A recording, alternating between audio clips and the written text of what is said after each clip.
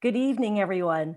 I'm Suzette Martinez-Standring, and this webinar is hosted by the National Society of Newspaper Columnists.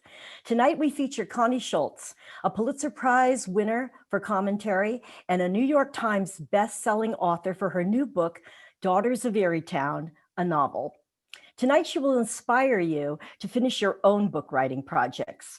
Not so easy when we all struggle with writer's block, frustration, insecurity, and the ever-present who'd ever want to read that?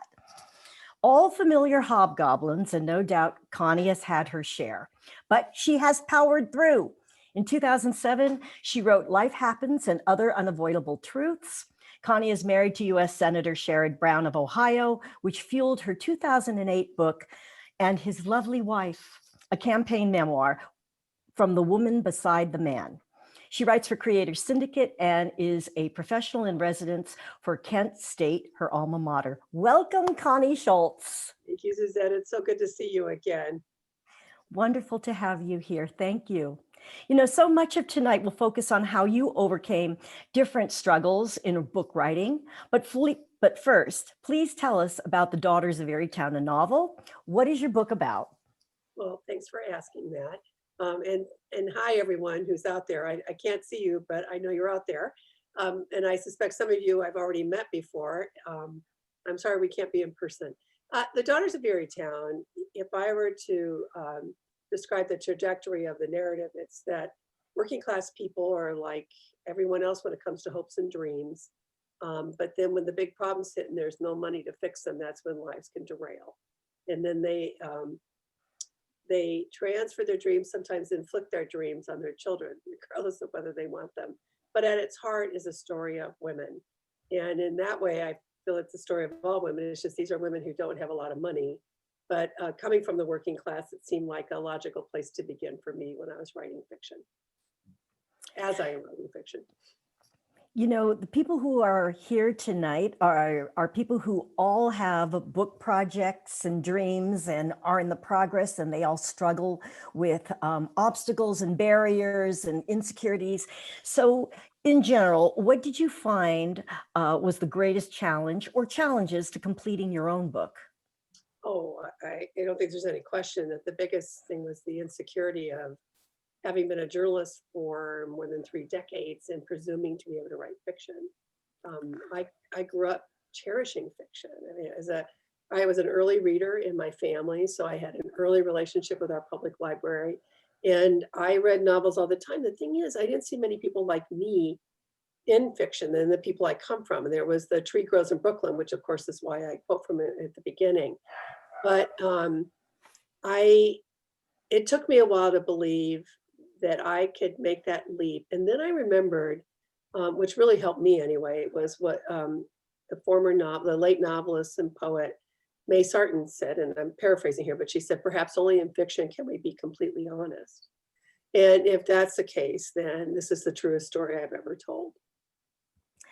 Oh, I do have some questions about that. You know, we have many columnists and bloggers here tonight, and I once heard a literary agent say that columnists have the greatest difficulty in making the leap to writing fiction or books because they're trained to write short and tight, 750 words or less. And so I wondered, how do the skills of column writing translate to full-length book writing? Do you think that, did you have a problem with it, or do you, because I think that for myself, I have a hard time really expanding because my whole training has been to condense and distill. Well, it perhaps helped me that I had been a feature writer for a number of years before that and had done a number of serial narratives, which is using the fiction writer's tools to tell a nonfiction story. But frankly, and I'm sure I'm not the only columnist who feels this way, most of my columns, including the one I just filed tonight, have to be cut. That we're constantly enforcing that for ourselves to be short. One of the most reassuring things my editor, Kate Medina, said to me at Random House after she read my first draft was, this did not read like a columnist book. And you just helped me understand why she was saying that, because I thought, well, why would it be? I'm not writing columns. I am, however, very disciplined to writing fairly short chapters, one after the other, And I continued to do that in fiction writing. And part of that was strategic. I know how I read. And I really like a beginning and an end point. And then if I want to read the next chapter, I can, but I like feeling like I'm done at a certain point. I worked very hard on the walk-offs of each chapter because I worked really hard on my walk-offs on my columns. As I always tell my students, the walk-off is the reward for the readers staying with you to the end. And that I felt was really good training actually for writing a novel, because I didn't want to have, I didn't want to end with a whisper at all in terms of kind of feeling like I've just run out of steam. I wanted to give readers a reason to keep going. I mean, obviously, you know, depending on who's reading it, it's not always successful, but that was my goal, was to keep readers wanting more. And I thought the way to do that in part was to always have a strong walk-off at the end of each chapter. You did. In fact, right before you came on, I was telling Bonnie, if I learned one thing, and I did learn a lot from the role modeling of your novel, was that you always ended it with something that made me want to turn the page. Like, I have to find out now what happens next. Well, first of all, that is so typically generous of you, Suzette. And No, it was true. you know what else I should have said from the very beginning of this? I am one of so many who are so grateful that you are recovered and with us. And I'm so grateful for your constant advocacy, not just your enthusiasm that you bring to all this, your advocacy for all of us. So I should have started with that. And I just want you to know how grateful I am to see you tonight. Well, thank you, Connie. Thank you. And, you know, it does make me think about something in your writing, you know, relatability, compassion, humanity. Those are your strengths. And I think that some writers really struggle with connecting to the reader. You know, they write from a distance, or they feel paralyzed because they can't seem to make that leap into engaging the reader on an emotional level. What kind of advice would you have for them? Well, as columnists, I think one of the things we've learned is that the more we can close the distance with readers, the better our relationship with readers, and it fuels the work. And more than any other group of journalists, I think columnists do that. We tend to have our email addresses at the end of our columns. If we're in newsrooms, they knew how to call us often. That was certainly the case with me. And so that was one hurdle I didn't have. I've always felt that I was writing for readers, but the thing is, Kurt Vonnegut is right when he advised, write for one reader, so figure out who your reader is. And in this novel, I felt that my reader was a working class woman with children. And I thought, if I fail her, if she doesn't feel the book's authentic, then I have failed in this endeavor. Oh, I like that, because that really distills down your focus. You know, who are you writing for? You're writing for the working class woman, and that really came across strongly in your book. Thank You know, you. I've you know, in column writing, we often hear and learn, figure out what your message is, what you want your readers to take away, and then write your column. And I once heard a novelist say, write your ending first, so you know where you're headed. What are your thoughts on that? My thought is that I had 3 different endings before the book was done. My editor, Kate Medina, is so wise. And my original ending, she said, was just too sad because it was at a cemetery. I thought it was optimistic in the moment, but she said people see cemeteries as sad things. So it would be nice if you could have a bit more of an optimistic ending. Her advice all along had been, initially, my main character, Ellie McGinty, she said, could she be a little less pathetic? Could she be a little less whiny? And which is how she ended up wanting to go to nursing school and having this whole other story about her life, because she was right. I mean, why would anyone care about Ellie the way she was? So in the end, I wanted Ellie and her daughter, Sam, to have a more, I don't think all novels have to have happy endings. And of course, much happens to bring them to this point. So this is not just an upbeat novel by any stretch. But so it ended up being the third one was the charm, as Kate later said. I had to really work on that ending. The same with the prologue. It was the last thing I wrote in the book, because I wasn't originally going to have a prologue even. And Kate said, you know, it'd be nice if we could be a little bit in the future and yet know what's coming. And that sparked something in me. And so, of course, Sam McGinty the daughter of Ellie and Brick McGinty becomes the narrator of that prologue in essence, and remembering some certain things as she's on that drive to Kent State for the first time to attend college. And I would never have imagined that beforehand. And now that I'm working on my next novel, I'm waiting to do the prologue in the same way. I've just decided that I see the value in the prologue, but I also see the value in waiting. Let's see where the book is going to take us. I have some sense of where this book is going to end, but what I've learned from the process of this first one is the ending does reveal itself if you trust the process. And most important thing is plot development and character development, and your characters will take you on that ride with them and they'll get you there. Well, I'm glad you touched on the prologue, because that was one of my questions, because it opens with Sam heading to college, and then the story goes back and is told, her history, her family history is told in a series of flashbacks. And Yeah. I wondered how you came to use that opening scene and to use flashbacks as the vehicle to tell your story instead of going directly to today this happened. And it's That's interesting. flashbacks. Yeah.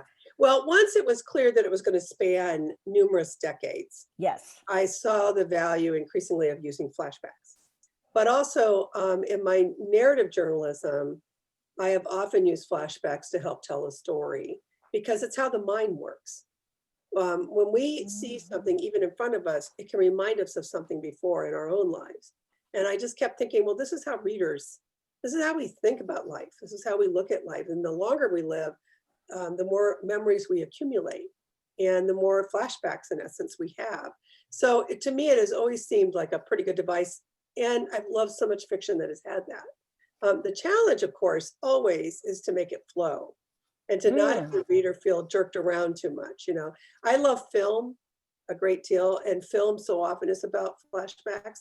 But as I tell my students, the other thing about film that we learn is the camera zooms in and then the camera pulls back for the bigger story. So often when I'm writing, that's what I'm thinking of is, all right, what is in the present moment? The camera is close. Now let's pull back and help to explain a little bit more about why these things are happening. And I'm going to ask you a little clarification on the prologue, because I see that Renee has asked, when you've mentioned you were not considering a prologue when you first read this book. This was your editor's idea. And yet she says that many novel writing books say never have a prologue. I'm not sure why, but any thoughts? I'm glad I haven't read a lot of books on how to write novels. My editor is Kate Medina. She's been the editor for E.L. Doctorow and Anna Quinlan and John Irving and all the greats. And then she picked me. I mean, she sought me out after I won the Pulitzer. She's the reason I did the first two books, but her whole strategy was to get me to write fiction. She had read my writing and she thought I could do fiction, in part because she liked how I did dialogue and character development, even with real life people. So when she said, I think a prologue could be helpful here, I didn't even question it because it seemed to me a way to pull readers into a more current moment and to appeal to readers who are in my age group, quite frankly. This is a boomer's novel in many ways. Although I must say some of the most rewarding responses that I've gotten are from younger readers, particularly young women, many of them who were interviewing me when the book came out, who said that reading the book made them ask more questions of their mothers and their grandmothers, because it made them think of the history of their lives that they had never considered. And this was as true of Black writers as it was writers who were white, which really touched me tremendously. And that was not an intention behind the book, but it became so historical over time because there were so many historical references that it helped it helped a lot of women have that conversation within their own families. And of course, I feel so strongly. I mean, I've said this one of the things that motivated me in this book was all the speeches I've given over the years to audiences full of women. And when I reached that point where I asked, how many of you have ever told the stories of your lives? How many of you have even explained why you're here at this particular gathering? And you'll see women start to tear up. And you realize women tend to wait for the invitation to talk about themselves. Well, that invitation typically doesn't come. And yet their families down the road, their children and their grandchildren will want to know these stories. And I hope in reading the novel, it prompts some women to share more about their lives that perhaps they hadn't ever considered talking about. Yes. I perceived personal details drawn from your life in the book. For example, when Brick the father talks about his lunch pail, it reminded me of the quote from your 2002 column about your own father, who said, "You kids are never going to carry one of these to Yep, that was work." my very first column, Suzette. Yeah, The- I recognized it. And, how much of your book's characters are taken from family members or personal friends? Because many writers feel uncomfortable creating characters that could be recognizable to others. And I think that this is another stumbling block. Well, I will say this, that had my parents, both my parents died in their 60s. I've already outlived my mother at the age, she died by a year, and that Mhm. has weighed on me. Had my parents been alive, this would have been a different book. Aha. And because there are some similarities, but of course, you start with, I mean, like, let me tilt my camera. Do you see that hard hat up there? Yes, That is yes. my father's. And I have my mother's nurse's aide badge hanging over my desk here, the desktop. Um, and the two main characters, Ellie is a nurse's aide eventually. Brick is a utility worker like my dad. Part of the reason I picked that is those were the two working class professions with which I was most familiar. But also there's a scene in the book where Ellie, very frustrated that her husband doesn't understand why she doesn't want to quit her job, why she feels like her job matters. And she goes to a restaurant for the first time on her own, as opposed to just going with her husband. And she makes a long list of her nurse's aide duties. That is a partial list of a list my mother made that we discovered after she died. And Mm. she had made enough copies for everyone in our family, but had never given them to us. And it haunts me, I have to tell you. It makes me think that perhaps my mother thought we didn't appreciate why she did what she did and why it mattered to her.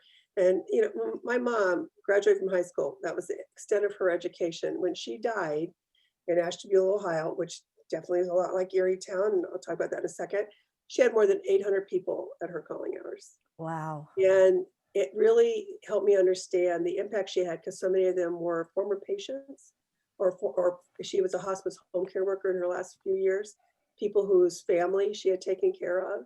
And it really gelled with me how we don't even know how important people like this are in other families' lives. And there are stories to be written about that. When I came up with the idea of Erietown, I said to my editor early on, to Kate, I said, I keep thinking there's Ashtabula all over this. Ashtabula is where I come from. She said, that's great. Just don't call it Ashtabula because everybody will tell you what you got wrong. Oh. Make it a fictional town, and then you can change it whatever way you want. And that's exactly what I did. So Erietown is a working class town on the shore of Lake Erie. It's got some basic similarities to Ashtabula. There's no question. I've loved hearing from readers from Ashtabula, but it's different in many ways too, because I could create the town I wanted. Okay. And you answered the question. Also, that was a good insight into how you overcame writing about family or drawing from family that could be recognizable to others. Because I know I've spoken to a lot of people who say, I'm afraid to do this because my family or my friends are going to know that it resembles, you Suzette, know. what my editor said to me is people are going to assume it's those people anyway.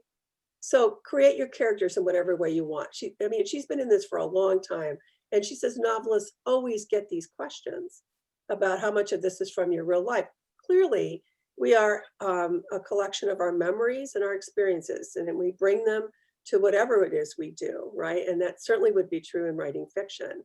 But after a point, you have to give yourself permission to start with what you know, and then the characters take on lives of their own over time, and they don't any longer resemble the people that may have inspired some of them. Well, like I was going to follow up with, because it did make me curious in the book, the father Brick, your character, he's bitter, angry, and he cheats on his wife. And I wanted to ask you if you're ever uncomfortable that people will assume falsely that you're revealing something about your own father. I'm not, because my father was a violent man and Brick is not violent. So I know Brick is a Mhm. better version. I Mm. love my dad, but my dad struggled. Brick struggles with race. My dad was racist, but Brick comes to a different place because he Mhm. loves his daughter more than he loves his racism. So I'm not worried about those things. I can't change who I come from, but as I say all the time, our beginnings our roots are our beginnings, but they're not our excuses. And Mhm. and Kate and I talked early on about how Brick because originally I did have him violent. She said, I just think people want to like Rick, but they're not going to want to if he's violent. And I said to her, then we have to show how hard it is for him sometimes not to be violent, because we know the legacy of domestic violence, right? And his father's just a brute. And I wanted to show the mindfulness that must accompany that effort to not be violent, based on years of reporting in this field and a lot of research I did in the writing of this. That's so helpful. That's really helpful. Your book covers 4 generations of family. And I didn't start out that way, but yes, it does. And, many writers would be absolutely flummoxed on how to even manage that span of time. And so how did you decide what key periods to feature and how they best moved your story forward? I mean, it really was a great read, but, the whole time I'm observing, reading, thinking to myself, these are 4 generations of family. How is she doing this? Well, thank you. I mean, I've been a big fan of historical fiction. So, I mean, not novels about a particular historical event, but novels set in a historical period. So once I understood clear what I wanted the story to be, I had to do a lot more research in the period of the time, because as much as we think we're going to remember, I mean, I'm born the same year as Sam McGinty, but I can't tell you how many times the copy editor would say, it'd be great that she loves that Motown song and wants to dance to it, except it didn't come out until 6 months later. Oh. And so one of the things I did is I got, those, I don't think they even make them anymore, but you used to be able to go to card stores and they'd say, in the year that you were born, and there would be this pamphlet of, this was the most popular song, this was the favorite car, I bought them for every year from 41 through 1996. And that really helped me have frame of reference. But the other things were serendipitous. I mean, Annie and John Glenn were dear friends of ours, dear friends. John had already died by the time the book came out. Actually, Annie had too, but Annie, at the point where I realized, Kate said to me, put a few more historical references, don't make it heavy-handed, just give people an idea of the time frame. So I have Ellie McGinty and her friend watching the coverage of the JFK assassination. And a friend, and I'm really struggling with that chapter, and a friend in Montana who had just cleared out her parents' home sent me the cover story from Life magazine that was all about Annie on Earth waiting as John was circling the Earth. Oh gosh, I get the chills. Oh, and so I thought this was perfect. Annie is exactly what my mother would have focused on, and Ellie of her generation would have, because she was the unsung hero, right? All she went through. And so after I wrote that chapter, I wrote a long letter to Annie, who was very ill at that time, but I knew she had a caregiver who was still reading letters to her. And I told her, I think it was like a 3-page handwritten letter. I just wanted her to know that my book does not have many tributes in it, but that one was for Annie. That's beautiful. That's beautiful. I'm going to take a few questions from the Q&A. And Tony Norman, our president, writes, I don't believe in writer's block, but there are so many impediments to writing that are self-inflicted. How do we overcome the mental impediments? And do they basically boil down to cowardice and an unwillingness to expose oneself to ridicule, disapproval, and a less than perfect finished product? What are some of your rituals in overcoming fear? Well, Tony, I would never call it cowardice. I understand we were an insecure lot, writers, period. And I have found that a lot of awards don't really diminish that a great deal, especially when you're about to pivot and do something really different. I do have some rituals that I really recommend. One of them is really simple, but it really helped me a lot. You see, this is a tea light candle, right? My practice is to discipline myself to write at least 5 days a week. And because I teach, I often have to do it very early in the morning, but I sit down at my desk, I light this candle, and it burns for about 3 hours, between 3 and 4 hours, and I make myself write until it stops. Now, it's not healthy to sit in your chair the whole time. So of course, get up. Sometimes I'll throw a load in, I'll let the dogs out, but my goal is to write through that. I also think of what my dear friend, novelist Thridi Umergard once said to me when I was starting to struggle a bit. She said, you know what, Con? Write 1,000 words a day. No matter what they are, write 1,000 words a day. The story will find you again. And that was such wonderful advice. Another thing I do, I do believe, I don't really outline, I map it. And I learned that term from my editor, Stuart Warner, years ago, who was really my best editor for my columns. So I use what is it's called the Japanese accordion kind of moleskin book, so that I can map out characters, storylines, but then I have plenty of room to move them around, and I can draw arrows, but I can carry it everywhere with me because it's very thin. This is when we were still getting out, right? I always had it on me in my purse because it's such a thin little book. And as you can see, this one's called Erietown because that's my novel is called. And now I have a new one for this novel that the working title is Because You Asked. And one of the things I've done on that, I learned some things like if you're going to have a physical space, like I have a bookstore in this next novel that this grandmother runs. I decided to make the floor plan virtually identical to my house floor plan, the first floor, because that way I won't have the copy editor saying, I thought the stove was here. Did we move? When I was writing scenes. I also have a habit of I have too much stage direction, as my editor said. I think that's a journalist's habit. And she said, people don't need to know her every hand movement, their every movement across the floor. If they're at the kitchen table, just get them there. Just say, now they're sitting at the table. So there are these little things that help me a lot, but there is no substitute for the discipline of the seat of the pants and the seat of the chair. And you'll overcome a lot of your insecurities if you maintain the discipline of it. I mean, look, I get that voice in your head, but it's the same voice that we've been trying to ignore for years as columnists. Who cares what you think? Who's caring about this story? Well, let's start with this. I care. And what I know is that if I care, somebody else is going to care about this. So I flick it off. I call it the gnat on my shoulder. And I send it on its way. And I keep writing because honestly, the worst thing that was going to happen for me was to not finish this novel. That's how I felt about it as a writer. This was a novel that my editor had encouraged me to start writing in 2007. Oh. And it took me a long time to get serious about it. Yeah, it will not take me that long to write the second novel. It was part of it is we have very busy lives. And I was always going to write a column. I wasn't going to give that up right now. But I also the first person who really had to take me seriously as a novelist was me.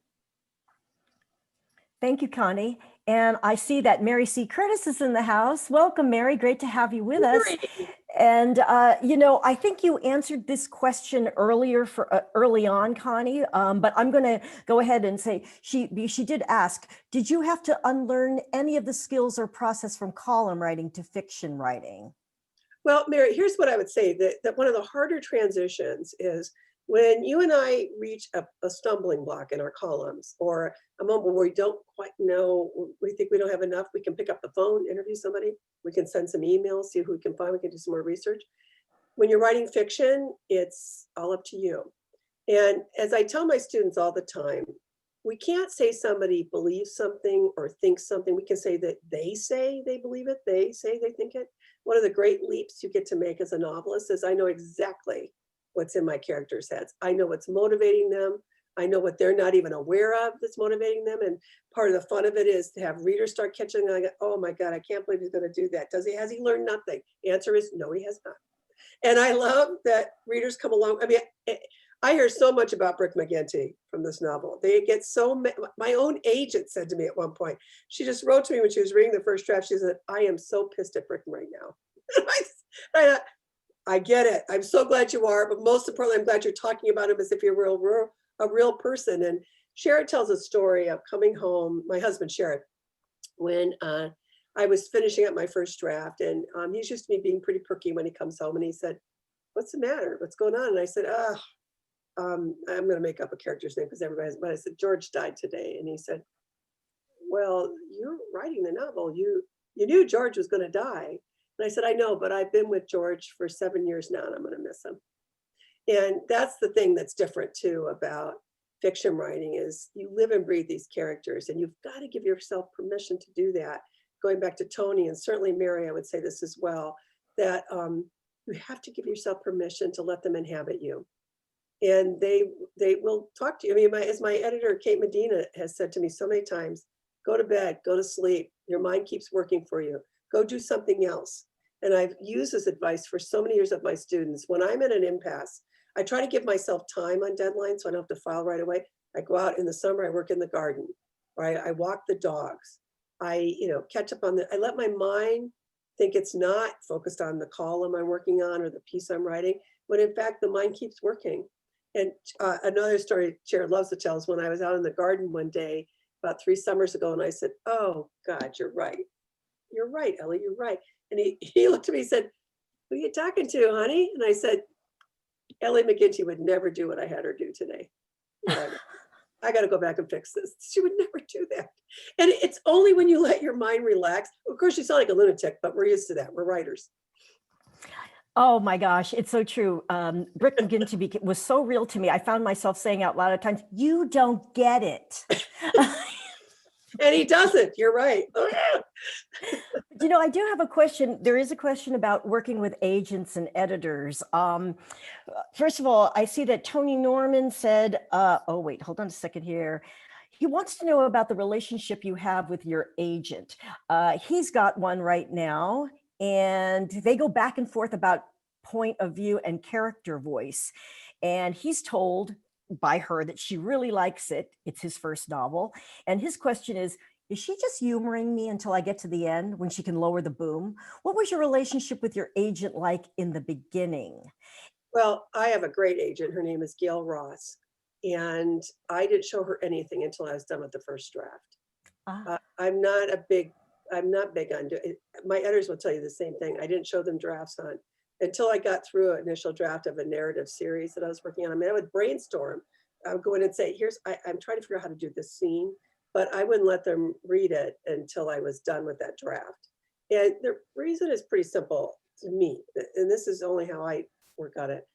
I got to figure out what I think the story is so that I can be really open to what others think after. And I don't think your agent's misleading you at all. I would suggest that your agent needs to wait a bit now so you can get through this and finish it up. My agent, and my editor were the same way. I waited till I was done. They both read it essentially within days of each other. My agent read the whole thing and she said, let's just send it. Let's see what Kate thinks. And then Kate, within a week, my agent called me and said that they had bought the novel, Random House had, and then my agent sent me 10 pages of thoughts on it. And thus began the 1.5-year revision of my novel. Okay, so it's best if you finish first rather than taking input during the whole creation process. And understand, I know there are people who belong to writers groups and stuff, and I really admire that. I always worried that it would become writing by committee. But part of it is I'd worked in a newsroom for so many years, so I was used to having to be independently fueled, right, and figure out what I was going to write. And I would talk with friends, and certainly there are people who were my touchstones during this, but ultimately nobody read it until I was finished with that draft. And I think it does go back to something that I heard a long time ago that I've always carried along. You have to write to please yourself. Yeah. I mean, I think part of this is a newsroom experience where I always knew a story was in trouble if too many editors started wanting to put their fingerprints on it. And the more prominent you become as a journalist, the more that can be a potential problem. And or just have you been with them a long time? And I wanted to be able to own my own work. And so I really fought for the right to keep it to myself until I was ready to show it. And Tony also wants to know, well, I guess you've already answered this, but how much does your agent look over your shoulder in the beginning? Well, I think it's, if we're going to talk about his process, maybe you could help him along with his process. Obviously, you waited. Well, I will say this about my agent. I mean, she would say to me, don't give up your column. You need to read, don't give up Facebook, where I'm very much, don't give up Twitter. And then I would post something on Facebook, which I think many of you are on Facebook with me, at least occasionally. And it's a personal page, but it's public. And I have around, I think, 190,000 followers on it. And I don't say it to brag. I just mean there's a lot of different people. We're having conversations. And then my agent would leave a voicemail message for me or a text and say, why the F are you on Facebook? Keep writing your book. Get back to your novel. So, and she's one of the people who talk to me like that. I love her. But she's eyeballs everywhere. Yeah, and she's very tough on me. I mean, it's like, where is it? Where is it? I need to see it. How much longer am I going to have to wait? She's definitely a force in my life. She just understands in the way we work that she's not going to see it until I'm ready. But she makes me get it ready sooner. Well, it sounds like you do have a great give and take and a lot of trust. But what do you say about, say, agents who are constantly giving input as the story evolves? Would you say back away from that and do your own thing first? I would worry that they're frustrated writers. We've all had Ah, editors like that in the newsroom where they gave up their writing gigs because they wanted to make more money, they wanted to be in management, but honestly, they still wanted to be writers. And they're the ones who sit at the keyboard and work on your pieces instead of having you sit at the keyboard and they sit next to you. So, and because I've had some long experience with those kind of editors, I was probably a little more protective of my work. I see. You know, everyone, I just want to remind everyone, if you have any special questions about your own book projects or questions for Connie, put them in the chat and I promise you, we'll cover them. We could, Connie, so much to ask you about. You know, character development. One thing that I took away from what you said earlier is that there has to be something likable or redeemable about the person. You can't portray them as a total villain. You have to show their, their efforts at trying to reclaim or maintain their humanity. And from a personal experience, I was writing a character one time, which I thought I did such a great job at. And someone said, you know, she's very vivid, but I don't like her. Well, it's And okay to not like some characters, right? A lot of people, particularly women, are not crazy for Brick, for example.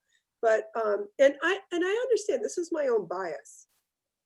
but he's not totally unlikable. You really have a And I compassion didn't for want him him. to be. I mean, his father is. I think we can agree that Bullman is Yes. a horrible man. Mhm. But he was going to be short-lived. And I always, if I've learned anything, one thing I've learned is I thought everybody knew I would never kill a dog in a book. But so many are worried about Patch in the beginning, and some have said I quit because I couldn't bear to thought, Patch lives. Patch has a very long life. I've learned that. I am biased in this way. I have read novels where I get 2/3 of the way through and I will turn to Sherrod or a friend and say, I don't like a single character in this book. I don't really care what happens to any of them. And so that is my personal bias. I have to be invested in at least some character. I want to like them. So I understand not everyone feels that way. They can read a book that's full of misanthropes and they love the entertainment value of it. So we all bring different values to our writing and to our reading, right? And that's one of mine. I can't make everybody unlikable, but you do have to make them human. And I think one of the really good experiences for me was working on a series called The Burden of Innocence, in which it was at the focus of this was a man named Michael Green, a Black man who was sentenced for 13 years for a rape he did not commit. Mhm. And he got out through the Innocence Project. And I followed him for a full year after. And one of the things my editor kept reminding me, and it was such good advice, even a hero has to have his flaws, or no one can see themselves in them. They seem unattainable in terms of the things they accomplish. And one of the things I wanted to look at is how could Michael end up not being bitter because he said he wasn't. But we also had to look at the larger landscape of his life and tell that story that led to that moment where he could go to prison and talk about the historical context of it at the time, what was going on in current events. Your heroes, no matter how likable you want them to be, they must be flawed because we all are. And if our characters have no flaws, they're not believable. Mhm. That's so true. That's so true. You know, Connie, you received the Pulitzer Prize for your reported columns and you did a memoir, but this is your first work of fiction. Right.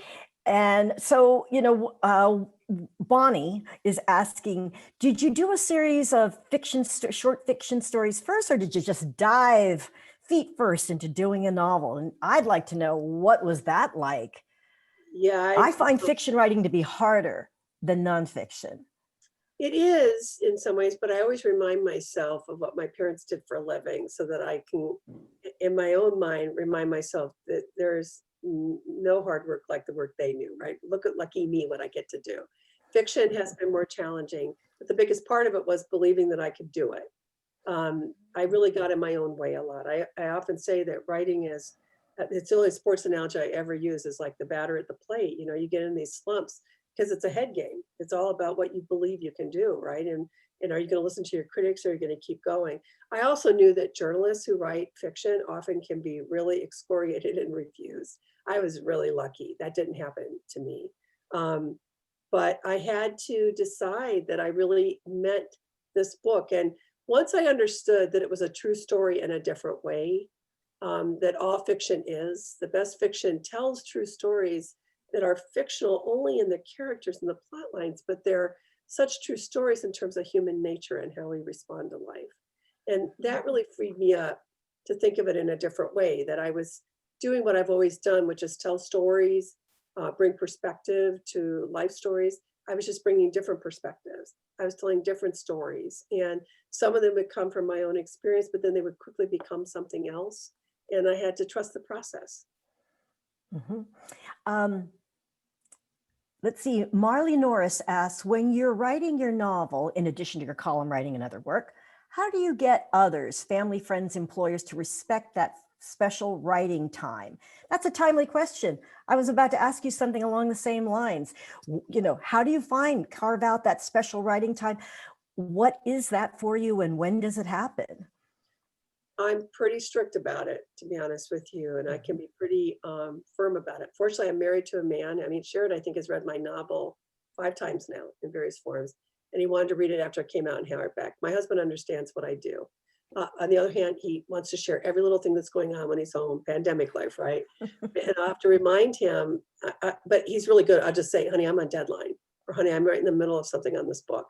And he always walks away. Not everyone's like that. And what I've learned is I don't answer the phone. When people know that if I'm writing in the mornings and people know that's my writing time and they still call, I don't answer unless it's family. And I always tell my friends, if it's urgent, send me a text. I'll call you back right away. If there's something you need to talk to me right away. But it's not like I spend all day in the turret. I mean, I'm done by 1 p.m. at the most usually, and I will return the calls. But you're right. Part of the problem is a lot of people think they would do what we do if only they had the time. That's what they think is, if only I had time to write a book. And it's so much more than that. I guess because I've been doing this for so long, because as a columnist, I wrote from home a lot too, that I just have, and my kids, of course, they were raised by a writer. So they've always known me as a writer. You just have to, if you don't defend your work, if you don't, in your own mind, decide you have a right to be doing this, no one else is going to take you seriously. And it doesn't have to be a lot of battles, a lot of arguments. When I was in the newsroom, sometimes I would just put a sign on the back of my chair and say, so sorry, on deadline, right? My editor would sometimes just say, go to a coffee shop, please. You keep getting interrupted and you've got to get this column done. I am plagued with the desire to be making everyone else feel comfortable. I hate making people feel bad about anything, but I've understood over time that the only way I get this writing done is if I telegraph how serious I am about it. I think you've touched on it, and I took away one of the things that you said, that that for a long time you didn't think you could do fiction, and you mentioned that this Daughters of Erietown started in 2007. Yeah. And so do you think that that was one of the big barriers? Like, oh, I don't know if I can really do this, or I don't think there's a question. I don't think there's any question. I didn't even want to admit it. My editor knew this. I never said it to her, but she knew it. And Kate would never let go of me. And then once Gail became my agent, Gail represents no other fiction writers, because she said she was tired of getting her heart broken, but she was representing me. She had come to me after I had spoken at a conference. And between the two of those women, they were not going to give up on me. And I can't tell you how much that helped, because I thought, well, gosh, I have so much respect for these two, and they're not giving up on me. I guess it's time for me not to give up on myself. And then you keep doing it. That's why I said, seat of the pant and the seat of the chair, lighting those candles, making myself do it. After a while, they say all the time, what is it the experts say, 3 weeks for something to become a habit? You just make yourself do it, and after a while you miss it if you aren't doing it, and you find ways to get back to it pretty quickly. Connie, having someone believe in you is huge. I remember for years before I wrote The Art of Column Writing, I would always talk to David for years about it. Oh, I'm going to write a book. I'm going to write a book. And finally he said, I want you to sit down and figure out why you can't do this, because I believe so strongly in you, and you lift me up with you're going to do it, and then I feel dashed to the ground when you don't come through. I don't see why you can't do it. And I had to admit to myself, Connie, that as long as I talked about it, I would never be faced with the proof that I failed if I actually wrote it, you know? Right. So I get that. But I reached that point where I thought my only regret will be not having finished this book. how true, and wonderful that those women believed in you and pushed you along. Yep. Those two women and my husband. Oh yeah, it's great. It's great to Such a have a fearless. support You bet, system. Jared. You know how he is. So what are the most valuable lessons that you've learned in powering through to the other side? That even in your moments of greatest self-doubt, if you can ask yourself, who do you want to be? The answer typically is always going to be the same. I want to be the one who wrote this. I want to be the one who finished it. And that on many a day, if that's all you've got, that's enough. It'll keep you going. Um, Writing is such a solitary endeavor. And so few understand. I mean, this is why an organization such as this is so important, because we understand one another. And we're really, I tell my students all the time, we're freaks of nature. You got to have some other friends who are writers, because no one else understands really why we do what we do. And Jared often jokes that he and I, one time we were driving down a rural road, and he said, I saw a red barn and Connie saw the next essay. It is how our minds work. Mm. We're, our minds are, there's something about us that we're always seeing the story, or we're seeing the right, the questions to ask to get to the story. And while there's not a lot of support, perhaps culturally sometimes for that, there's support among us and there's support among readers. That the most important thing I remind myself over and over again is what really mattered about this book is that other people wanted to read it. And I'm getting so many wonderful messages right now about people giving it as Christmas gifts. And I can't tell you what that means to me. It was a really awful year to come out with your first novel, right? Um, and I must have done 40 Zooms because there was no book tour to be done. So we did that way.